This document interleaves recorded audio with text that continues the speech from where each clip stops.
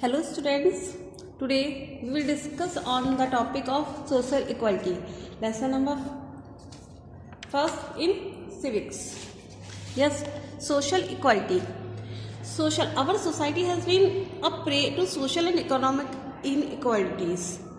Inequalities means होता है असमानता. हमारी जो सोसाइटी है, हमारा जो समाज है, उसमें हम देखते हैं कुछ हमारे अंदर सोशल, सामाजिक और आर्थिक इनइक्वालिटीज़ हैं. ठीक है. Some social inequalities are due to caste system. जो सोशल इनइक्वालिटीज़ आती हैं वो किसी कारण आती है? कास्ट के कारण आती है. जैसे कुछ अपर कास्ट के लोग होते हैं, कुछ लोअर कास्ट के लोग होते हैं. जो अपर कास्ट के लोग होते हैं उनके साथ अच्छा बिहेव नहीं करते हैं. Backwardness of women and illiteracy. जो वुमेन्स होती हैं उनके साथ भी कुछ प्रॉब्लम्स आती है. जैसे मेन वुमेन्स जो होते हैं उनके साथ इनइक्वालिटी होती है. Economic inequalities are mainly due to the poverty. जो इकोनॉमिक इनइक्वालिटीज़ होती हैं वो किसके कारण होती है? पॉवर्टी मीन्स होता है दरिद्रता या गरीबी के कारण. We can study these inequality under following parts. हम यहाँ पर कुछ इनइक्वालिटीज़ के बारे में स्टडी करेंगे. कुछ पॉइंट्स हैं यहाँ पे. सबसे पहला आता है कास्ट डिस्क्राइमिनेशन. कास्ट डिस्क्राइमिनेशन का मीनिंग होता है जो कास्ट होती है आपकी जाति, और डिस्क्राइमिनेशन जाति के कारण जो भेदभाव होते हैं ना उन्हें बोलते हैं caste discrimination. The inequality based on caste in quite predominant in India. जो इनइक्वालिटी है कास्ट के थ्रू वो हमारे इंडिया में बेस्ड है.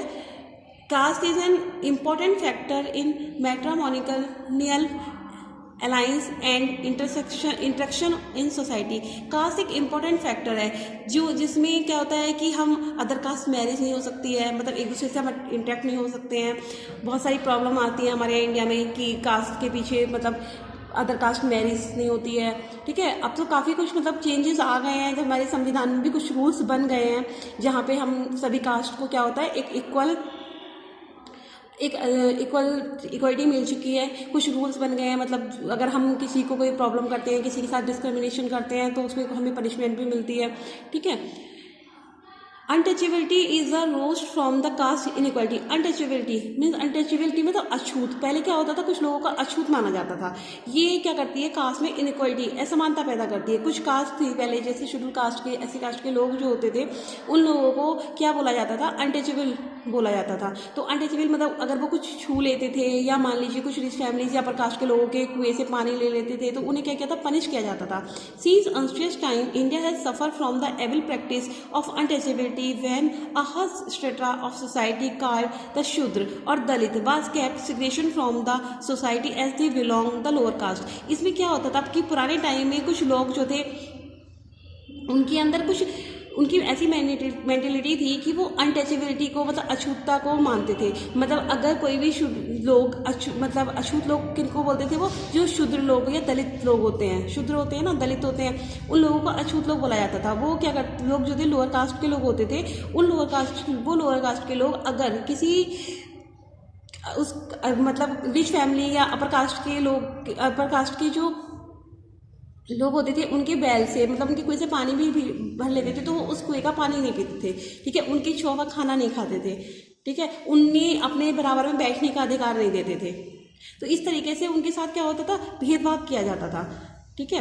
तो जो ये शेड्यूल कास्ट के लोग होते थे इन्हें इक्वलिटी दिलाने के लिए हमारे जो कॉन्स्टिट्यूशंस में उसमें बहुत से जो है लॉज भी बनाए गए हैं. ठीक है. A famous Dalit writer Om Prakash Valmiki is an autobiography Jhoothan. एक फेमस दलित राइटर थे, उनका नाम था ओम प्रकाश वाल्मीकि. उन्होंने ऑटोबायोग्राफी लिखी.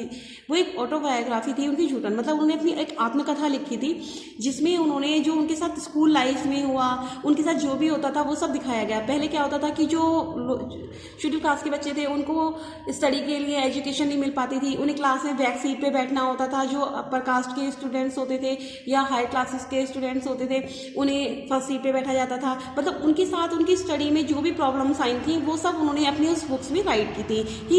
ही was also made to clean the classroom while his classmates were studying.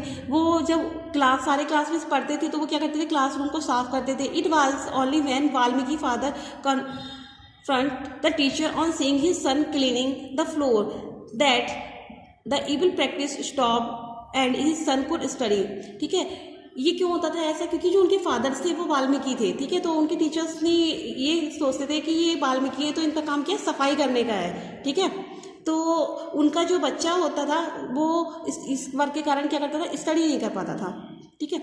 Next है जेंडर डिस्क्रिमिनेशन। जेंडर मीन्स उसके लिंग के कारण, जैसे कुछ गर्ल्स हैं बॉयज़ हैं उनके कारण जो भेदभाव होता है। आपने भी देखा होगा बहुत सी फैमिली में क्या होते हैं, अपने जो मेल चाइल्ड होते हैं उन्हें ज़्यादा इंपॉर्टेंस देते हैं, लड़कों को ज़्यादा इंपॉर्टेंस देते हैं। जो गर्ल्स होते हैं उन्हें नेगलेक्ट कर दिया जाता है, उन पर ध्यान नहीं दिया जाता है, उनकी एजुकेशन पर ध्यान नहीं दिया जाता है, ठीक है। तो इस टाइप से जो लड़की और लड़की में भेदभाव होता है उसको बोलते हैं हम gender discrimination.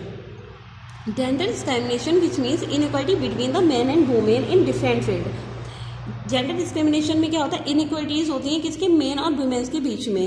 Has always been existence in our society. जो हमारे सोसाइटी में हम देखते हैं कि जो मेन्स होते हैं वुमेन्स, उनके बीच में क्या है, उन्हें सेम वे में ट्रीट नहीं किया जाता है, ठीक है। वुमेन्स के साथ अलग बिहेव होता है, मेन्स के साथ अलग बिहेव होता है। कुछ मतलब हमारे माइंड में ऐसा हो जाता है कि गर्ल्स, ये वर्क केवल गर्ल्स के लिए है, बॉयज़ के लिए नहीं है। Girls education is very early times has been neglect in the India. पुराने समय में क्या किया जाता था, जो गर्ल्स लड़कियों को नहीं पढ़ाया जाता था, उनकी एजुकेशन को नेगलेक्ट कर दिया जाता था, ठीक है। उन पर ध्यान नहीं जाता था, उनकी सोच ये थी कि लड़कियां पढ़ के क्या करेंगी।